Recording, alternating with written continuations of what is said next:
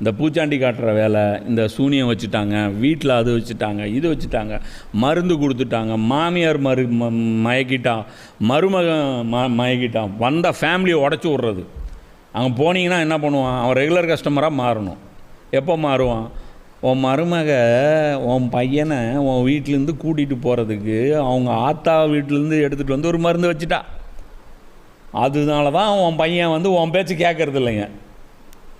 ஏற்கனவே எல்லா அம்மாக்களும் கல்யாணம் ஆனதுக்கப்புறம் பசங்க மேலே சொல்கிற ஒரு கிஃப்ட் என்ன தெரியுமா? நீ மாறிட்டேன், நீ வந்து என் பேச்சு கேட்குறதில்ல, உன் பொண்டாட்டி பேச்சை கேட்டு ஆடுற.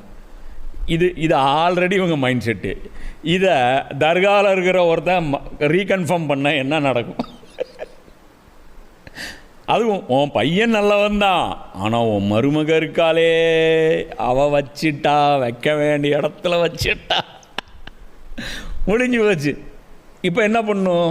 15 வாரம் இங்கே வந்து நீ தொடர்ச்சியாக காணிக்க செலுத்தணும். அப்போ தான் உன் பையன் உன் பேச்ச கேட்பான். இதெல்லாம் நமக்கு தெரியுங்க. அங்கே பிஸ்னஸ் அது. அதனால தான் அல்லாமா இக்பால் என்ன சொல்கிறார்? கபரோங்கி திஜாரத்துங்கிறார். அது வந்து பக்தி கிடையாது. இவரும் என்ன சொல்கிறாரு இப்ராஹிம் நபி?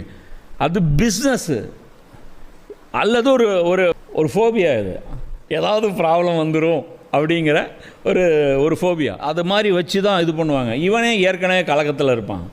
நல்ல யோசனை சொல்கிறதுக்கு இங்கே யார்கிட்ட இஸ்லாம் இருக்குது? சொந்தக்காரங்களில் தேடினீங்கன்னா ரொம்ப அத்தி புத்தா மாதிரி ஒரே ஒருத்தர் யாராவது இருக்கையிலேயே தக்குவாதாரி ஒரு ஆளை கூட்டிகிட்டு வாங்கன்னா கூட்டிகிட்டு வருவாங்க. யார்? அவர் குரானில் அவருக்கு என்ன நாலேஜ் இருக்கும்? அவருக்கு ஒன்றும் பெருசாக நாலேஜ் இருக்காது. அவரும் சொல்லுவார், இல்லைம்மா போயிட்டு வந்துடலாமா, வாமா, இந்த பெரியார் அதை பண்ணார், அந்த பெரியார் இது பண்ணாருங்க, இவர் ரொம்ப பெரியாராக இருக்கிறாரு.